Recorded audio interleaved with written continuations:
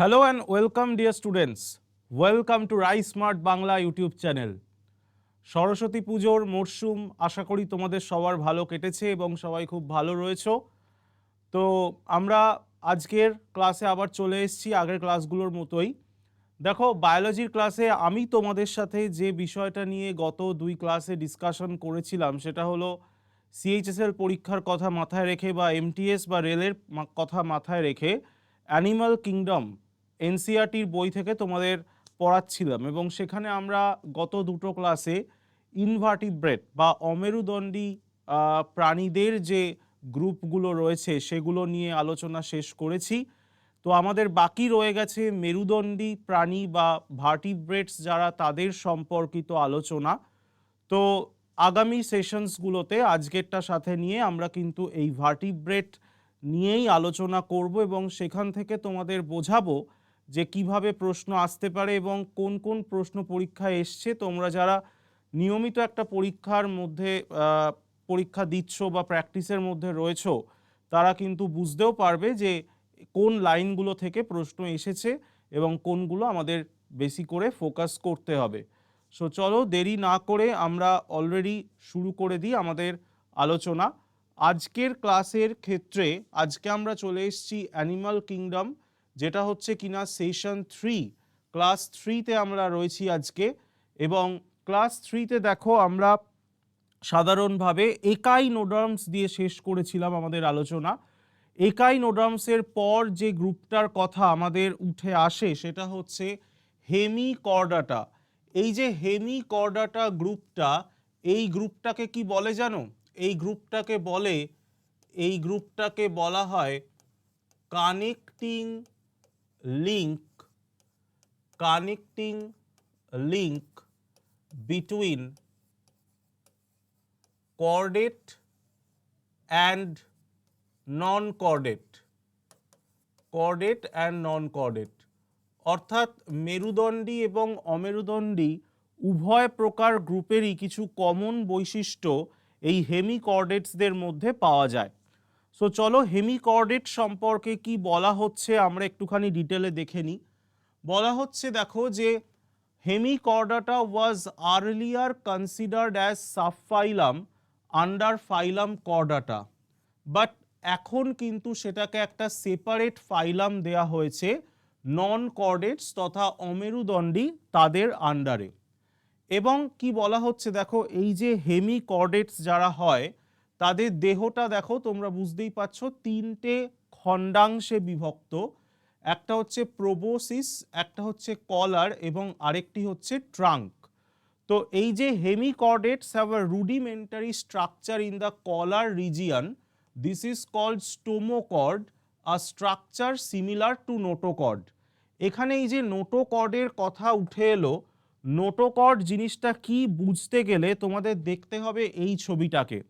দেখো একটা chordate organism তার বডিতে কিন্তু সাধারণভাবে চারটে ফিচার থাকেই। কি কি সেই চারটে ফিচার? না, তার মধ্যে থাকবে নার্ভ কর্ড, দেন থাকবে নোটোকর্ড, দেন থাকবে গিল স্লিটস এবং তার সাথে থাকবে পোস্ট অ্যানাল টেল। যে কোনো ধরনের কর্ডেট, সে তুমি আমাদের ক্ষেত্রেই বলো বা মাছের ক্ষেত্রেই বলো, কর্ডেটদের কিন্তু এই চারটে ফিচার থাকা চাই তাদের জীবনচক্রের বিভিন্ন দশায়। কি কি? ডরসাল হলো টিউবিউলার নার্ভ কর্ড, অর্থাৎ আমাদের যেমন দেখা যায় পিঠের দিক দিয়ে আমাদের স্পাইনাল কর্ড তথা নার্ভ কর্ড গেছে, রাইট? তার পাশাপাশি রয়েছে নোটোকর্ড, ফ্যারিঞ্জিয়াল গিল স্লিট এবং পোস্ট অ্যানাল টেল। পোস্ট অ্যানাল টেল সকলের মধ্যেই রয়েছে, যদিও আমাদের ক্ষেত্রে সেটা অবলুপ্ত।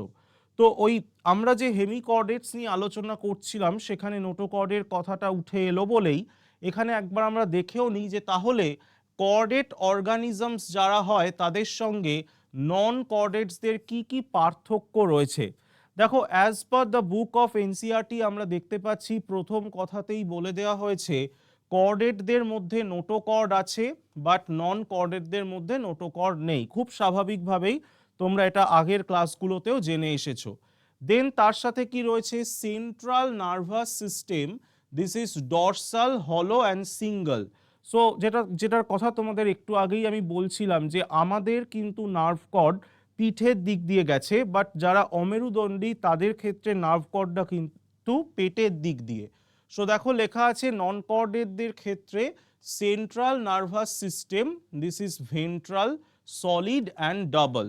এবং তারপর ফ্যারিংস, সেখানে আমরা দেখতে পাচ্ছি পারফোরেটেড বাই গিল স্লিটস, কর্ডেটদের গিল স্লিটস থাকবেই, বাট নন কর্ডেটদের ক্ষেত্রে কিন্তু এরকম গিল স্লিটস লক্ষ্য করা যায় না। পরবর্তীতে দেখো কর্ডেটদের হার্ট ইজ ভেন্ট্রাল, আমাদের যে হৃৎপিণ্ড সেটা কি অঙ্কীয় দেশ বরাবর, অর্থাৎ ভেন্ট্রাল সাইড বরাবর কিন্তু রয়েছে সামনের দিকে। কিন্তু যারা নন কর্ডেট তাদের ক্ষেত্রে কিন্তু যদি হার্ট উপস্থিত থাকে সেটা কিন্তু ডর্সাল সাইড বা পিঠের দিকে অবশ্যই রয়েছে। অন্যদিকে বলা হচ্ছে কর্ডেটদের মধ্যে কি রয়েছে, দেখো রয়েছে একটা পোস্ট অ্যানাল টেল, যেটা তোমাদের একটু আগেই আমি বললাম জীবনচক্রের যে কোনো দশায় পোস্ট অ্যানাল টেল থাকতেই হবে, কিন্তু নন কর্ডেটদের ক্ষেত্রে এরকম কোনো পোস্ট অ্যানাল টেলের প্রেজেন্স কিন্তু লক্ষ্য করা যাচ্ছে না। তাহলে এই যে নোটোকর্ড, এই নোটোকর্ড যদি আমরা হেমিকর্ডেটদের ক্ষেত্রে দেখি তার নামটা কি, তার নামটা হচ্ছে স্টোমোকর্ড। এইবার দেখো কি বলছে যে this phylum consist of a small group of worm-like marine animal with organ system level of organization।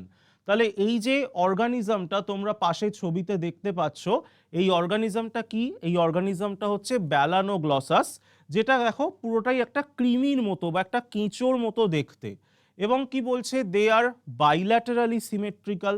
Bilateral সিমেট্রির মানেটা তোমাদের আমি আগেই বলেছিলাম যে দ্বিপার্শ্বীয়ভাবে প্রতিসম, অর্থাৎ কিনা যে একটা প্লেন বরাবরই কিন্তু তাদেরকে আমরা দুটো সমান ভাগে ভাগ করতে সক্ষম হই। তার সাথে রয়েছে triploblastic and coelomate animals. Body is cylindrical and composed of anterior proboscis, collar and trunk, যে কথাটা তোমাদের আমি অনেক আগেই বলেছি এবং পাশের ছবিতেও তোমরা সেটা দেখতে পাচ্ছ। এবং তার সাথে দেখো এদের ক্ষেত্রে ওপেন সার্কুলেশন বা মুক্ত সংবহন তন্ত্র দেখা যায়। তাদের রেসপিরেশন কিসের মাধ্যমে সম্পন্ন হয় বা এক্সক্রিশন কিসের মাধ্যমে সম্পন্ন হয়, খুব ইম্পর্টেন্ট, তাদের রেসপিরেশন কিন্তু সম্পন্ন হচ্ছে গিলসের মাধ্যমে, আবার এক্সক্রিশন কিন্তু সম্পন্ন হচ্ছে প্রোবোসিস গ্ল্যান্ডের মাধ্যমে। অনেক সময় শর্ট কোয়েশ্চেন দিয়ে দিতে পারে which of the following is the excretory organ of Balanoglossus, সেক্ষেত্রে কিন্তু উত্তর হবে proboscis gland. Or which of the following is the respiratory organ of hemichordates, সেক্ষেত্রে কিন্তু উত্তর হয়ে যাবে গিলস। এক্সক্রিটারি বললে হচ্ছে প্রোবোসিস আর রেসপিরেটরি বললে হচ্ছে Giles.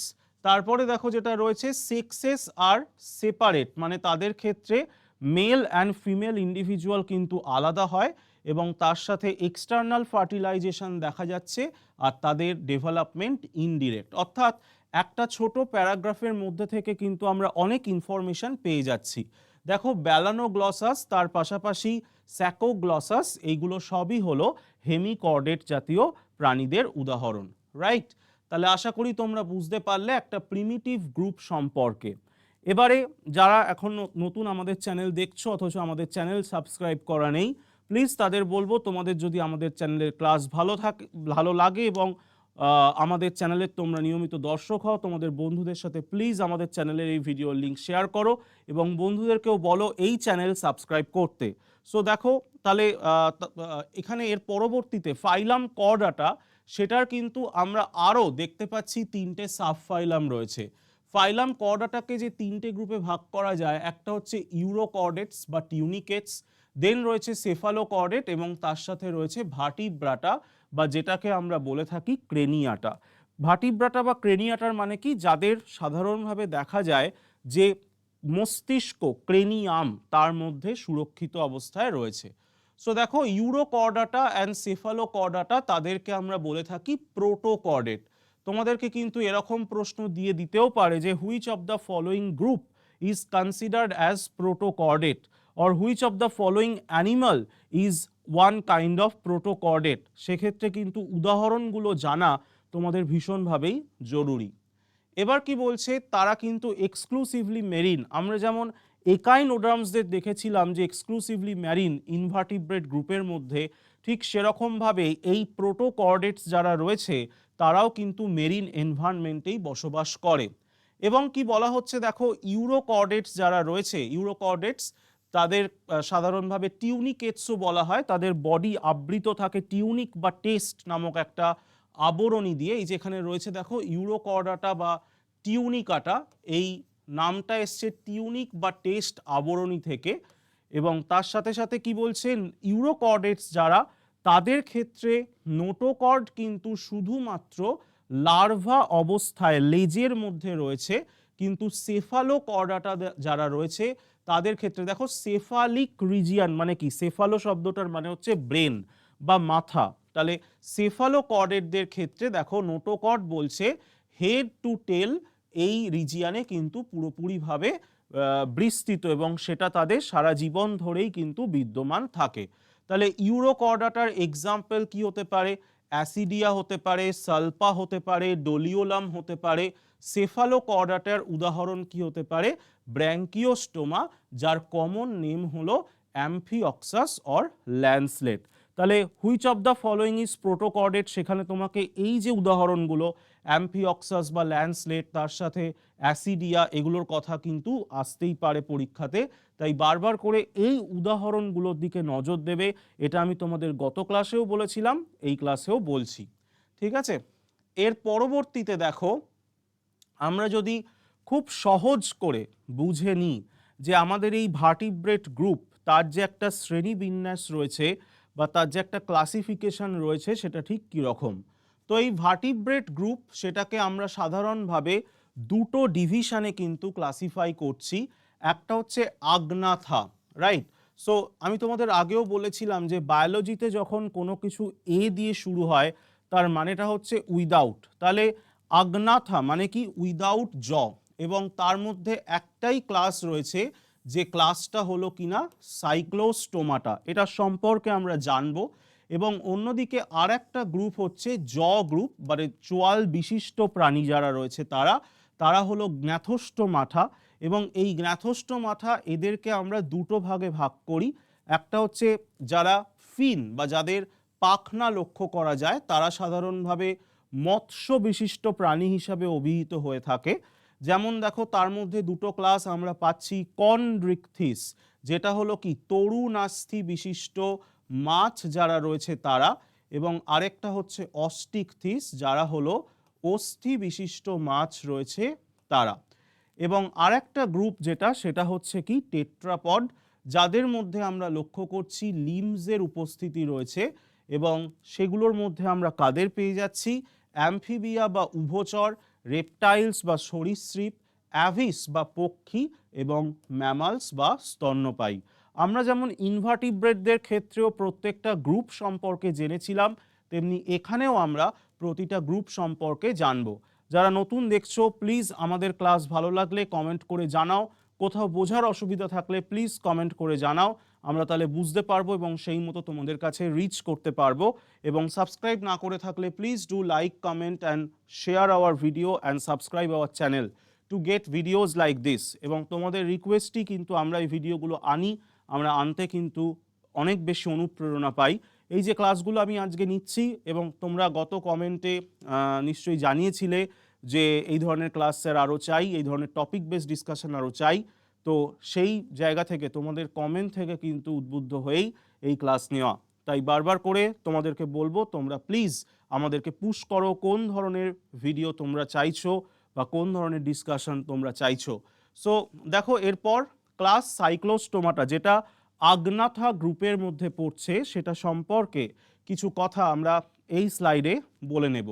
So all living members of the class Cyclostomata are ectoparasite. Ectoparasite শব্দটার মানে কি, দেখো একটো শব্দটার মানে হচ্ছে বাইরে। সাধারণভাবে প্যারাসাইটসদের দুরকম ভাগ হয়, একটা একটো একটা এন্ডো। এন্ডো মানে হচ্ছে ভেতরে এবং একটো মানে হচ্ছে বাইরে। এবং দেখা যাচ্ছে এরা কোনো অন্য কারোর ওপর কি করছে, তার গায়ে লেগে থাকছে এবং লেগে থাকার মাধ্যমে সে কিন্তু পুষ্টিকে সংগ্রহ করছে। So they are basically ectoparasite in nature. তারা কিছু কিছু ক্ষেত্রে আদার ফিশের দেহ থেকে তাদের প্রয়োজনীয় পুষ্টি সংগ্রহ করে। এবং তাদের কিন্তু দেখো গিল স্লিট রয়েছে রেসপিরেশনের জন্য 6 থেকে 15 জোড়া। And cyclostomes they have a sucking and circular mouth without jaws. So তার ছবি তোমরা দেখতেই পাচ্ছ, যেমন পেট্রোমাইজন, এই অর্গানিজমটা হলো পেট্রোমাইজন, যেটাকে আমরা অনেক সময় ল্যাম্প্রে বলেও চিনে থাকি।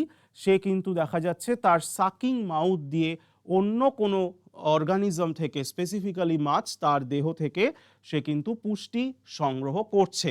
এরপর কি বলা হচ্ছে দেখো, দেয়ার body is devoid of scales, তাদের কিন্তু সেই অর্থে আঁশ দেখা যায় না, এবং তার সাথে তাদের যে পেয়ার্ড ফিন, যেগুলো আমরা রুই কাতলা মাছের ক্ষেত্রে দেখি তাদের পেয়ার্ড ফিনস রয়েছে, সেসবও কিন্তু তাদের মধ্যে নেই।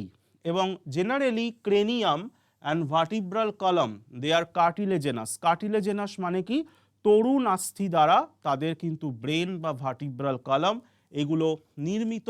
এবং তার সাথে দেখো রয়েছে যে এরা কিন্তু সাধারণভাবে এদের লাইফ সাইকেলের কথা যদি আমরা আলোচনার মধ্যে আনি, তারা কিন্তু জেনারেলি সমুদ্রের জলে বাস করে, কিন্তু তারা স্পনিংয়ের পারপাসে বা তাদের ডিম পাড়ার উদ্দেশ্যে তারা কিন্তু দেখা যাচ্ছে মাইগ্রেট করে ফ্রেশ ওয়াটারে বা নদীর জলে, এবং আফটার স্পনিং, ডিম পাড়ার পর কিন্তু দেখা যাচ্ছে তারা মারা যাচ্ছে।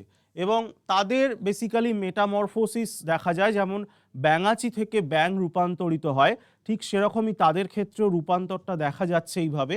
এবং এক্সাম্পলসের মধ্যে তো আমরা পেয়েই যাচ্ছি পেট্রোমাইজন হুইচ ইজ ল্যাম্প্রে, আগে তোমাদের বলেছি, মিক্সাইন দিস ইজ হ্যাগ ফিশ। তাহলে এইগুলো থেকে কিন্তু প্রশ্ন আসতে পারে, which of the following is considered as hag fish. তোমাকে উদাহরণ দিল, আমরা আগের ক্লাসে পড়েছিলাম না যে নাম শেষ hচ্ছে ফিশ দিয়ে, বাট সেটা কিন্তু ট্রু ফিশ নয়। তাই which of the following is a cyclostome or which of the following is a jawless animal, এইভাবে প্রশ্ন দিল। সো এইগুলোর ব্যাপারে তোমরা অবশ্যই কিন্তু কেয়ারফুল এবং সচেতন থেকো। So thank you everyone for joining this session. আজকের সেশন এই অবধি থাকবে, পরবর্তী গ্রুপগুলো ডিসকাশন করব আমরা নেক্সট ক্লাসে। So thank you, thank you, thank you. সবাই ভালো থাকো, মন দিয়ে পড়াশোনা করো, তোমাদের পরীক্ষার জন্য রইল আমাদের তরফ থেকে শুভেচ্ছা। Good bye.